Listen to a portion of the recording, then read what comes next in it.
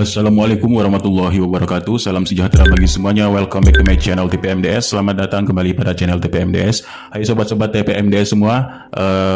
Ini ada berita terkait P3K Guru tahun 2022. Nampak dari sinyal-sinyal bagus dan sinyal hijau untuk P3K 2022 untuk mengakomodir guru-guru yang sudah lulus passing grade. Nah, ini ada langsung dari Sesdirjen GTK Kemendikbudristek Nunuk Suryani, yaitu hari ini katanya kemarin ini ya, ini telah didatangi oleh sebagian guru-guru honorer yang sudah lulus passing grade. Nah, apa sih kata beliau di sini? Ini sore ini kedatangan tamu langsung ya, gedor pintu di sini, kedatangan tamu guru non ASN ataupun honorer ke rumah saya, dan beliau menyatakan salut dengan kegigihan dan semangat para guru honorer untuk memperjuangkan haknya. Nah, halo Bapak Ibu guru, percaya ya, percaya dong dengan info yang sudah saya bagikan ke berbagai forum. Nah, jadi Sesdirjen atau Ibu Nunuk Suryani ini meyakinkan bahwa apa yang telah disosialisasikan oleh beliau ini telah benar ya adanya. Kemudian beliau meminta ini mempercayai hal yang sudah beliau sosialisasikan. Nah, semangat terus berjuang dan berdoa ya. Saya selalu bersama guru-guru di Indonesia ya. Nah, ini pernyataan dari Prof Nunuk Suryani. Kayaknya memang ada sinyal-sinyal lampu hijau ya bagi guru-guru yang sudah lulus passing grade maupun guru honorer untuk P3K tahun 2022. Nah, lalu apa sih info selanjutnya? Nah, kita ketahui yaitu 193.000 guru honorer yang sudah lulus passing grade P3K ini bisa masuk formasi tahun 2022 tanpa melalui tes kembali. Nah, pertanyaan Bapak Ibu, apakah mungkin dari 193.000 ini akan semua bisa terakomodir di tahun 2022 ini? Nah, ya, ini sangat mungkin sekali dan masih sebenarnya terbuka lebar untuk bisa mengakomodir dari 193.000 ini menempati formasi. Bagaimanakah caranya? Ya, nah, seperti kita ketahui dari pernyataan Dirjen GTK Bapak Iwan Syahril, ini ada beberapa kondisi guru honorer yang tidak aman, yaitu sekitar 173.885 ya. Nah, jadi keterangan dari Ibu Nunu sendiri yaitu sekitar ada 19.000. Nah, ya, berarti di sini adalah secara umum dihitung oleh Dirjen GTK ya. Nah, ada 173.800.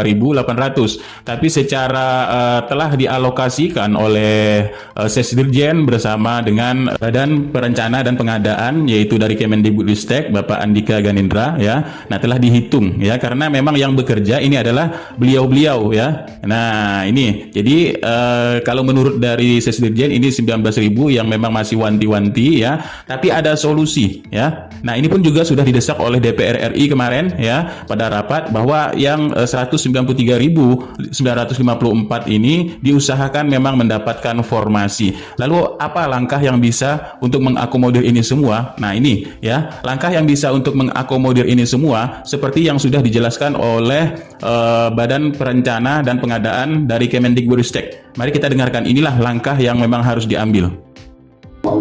Pokoknya nanti akan ketemu dengan kabupaten.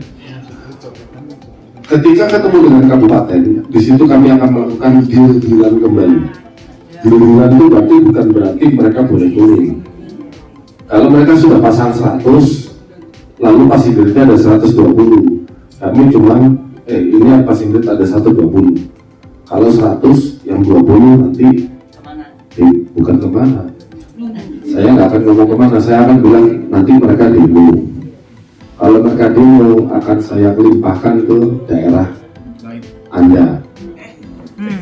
Daerah lain daerah Anda.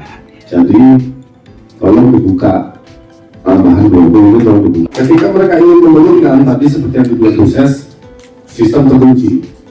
Tapi ketika mereka pengen top up, buka. Nah, Bapak Iwan juga telah menerangkan ya bahwa kondisi guru honorer ini akan dikunci dulu untuk induknya ya. Nah, untuk guru-guru di sekolah induknya. Nah, seperti yang Bapak Dirjen GTK paparkan pada sosialisasi kemarin, ini mungkin yang harus dicermati oleh Bapak Ibu guru ya. Dapatkan paparan dari Kemendikbudristek, langkah yang harus diambil untuk mengakomodir guru-guru yang sudah lulus passing grade ini. Ya, nah jadi kita doakan saja langkah-langkah ini bisa diambil cepat, kemudian bisa direspon oleh Pemda, kemudian akan bisa mengakomodir seluruh guru yang sudah lulus passing grade sebanyak 193.000 lebih ini akan diangkat tahun ini, tahun 2022. Berarti harapan ini masih ada dan masih belum pupus ya, harapan ini masih tetap ada. Kenapa ada? Nah, mari kita lihat ya, karena di sini kita bicara data atau real faktanya ya. Nah, mari kita lihat di sini. Kita ambil sampel dari kabupaten ataupun dari instansi, kemudian dari sini dari daerah ya. Nah, dari daerah yaitu dari Badan Kepegawaian Jawa Barat. Kita ambil sampel saja dari Jawa Barat. Ini tentang yaitu pendataan tenaga non ASN di lingkup pemerintahan daerah Jawa Barat. Nah, berarti kesempatannya masih ada. Dan ini dikeluarkan pada 3 Juni 2022. Nah, seperti yang Bapak Andika telah sampaikan tadi, bahwa ya formasi ini masih bisa di top up. Formasi ini akan dibuka kembali ya, dan ketika Pemda ini mengajukan formasi kekurangan dari yang memang untuk mengakomodir yang lulus PG serta kekurangan guru-guru di daerahnya semua ya. Nah, ini masih terbuka lebar ya Bapak Ibu, jadi jangan kecewa, ini harapan harapan besar sekali. Nah, pemerintah daerah Provinsi Jawa Barat ini mendata ya, data non ASN ini sudah surat resminya ya kepada kepala daerahnya masing-masing di sini. Nah, jadi di sini katanya komitmen pemerintah untuk menyelesaikan dan penanganan tenaga honorer yang telah bekerja di lingkung instansi pemerintah. Ya, ini ya sesuai dengan surat Menpan RB kemarin, dan selanjutnya seiring dengan pelaksanaan reformasi birokrasi khususnya SDM aparatur, mewujudkan ya aparatur sipil negara dari bagian dari reformasi birokrasi. Nah, kemudian tentang sistem merit ini adalah di surat Menpan RB. Nah, kemudian di sini adalah untuk pasal 6 ini berbunyi pegawai ASN ini terdiri dari PNS dan P3K. Kemudian kedudukan unsurnya ini tertuang dalam di sini ya. Nah, aparatur sipil negara unsurnya kedudukan sebagai unsur aparatur sipil negara, dan nomor 4 peraturan pemerintah 49 tahun 2018. Nah, di sini telah mengatakan pada intinya ya, pada di surat ini melarang adanya honorer, kemudian pemerintah daerah harus menentukan honorer ini akan diangkat sebagai apa, PNS atau P3K ya, atau sebagai outreaching. Outreaching ini kalau untuk yang memang untuk tenaga lepas ya, untuk tenaga dari perusahaan. Nah, pada intinya di sini ya. Nah, ini ya, pejabat pembina pegawaian di sini adalah melakukan pemetaan non ASN instansi pemerintah masing-masing, kemudian menghapus jenis pegawaian selain PNS dan P3K. Berarti kesempatan ini didata dulu dan ditentukan nanti dia sebagai ASN atau P3K atau PNS ya. Nah, ini paling lambat 28 November tahun 2023 ya.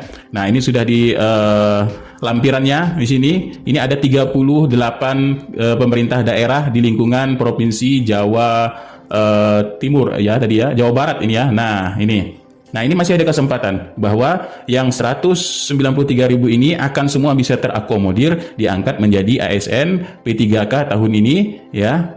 Nah, jadi inilah kesempatan yang bisa diambil oleh pemerintah, baik pemerintah pusat dan pemerintah daerah, untuk mengakomodir guru-guru honorer yang sudah lulus passing grade maupun guru yang kekurangan pada daerahnya masing-masing. Ya, nah inilah bukti-buktinya. Oke, sekian, terima kasih. Mudah-mudahan ini bermanfaat. Billahi taufiq wal hidayah. Wassalamualaikum warahmatullahi wabarakatuh. Salam sejahtera bagi semuanya.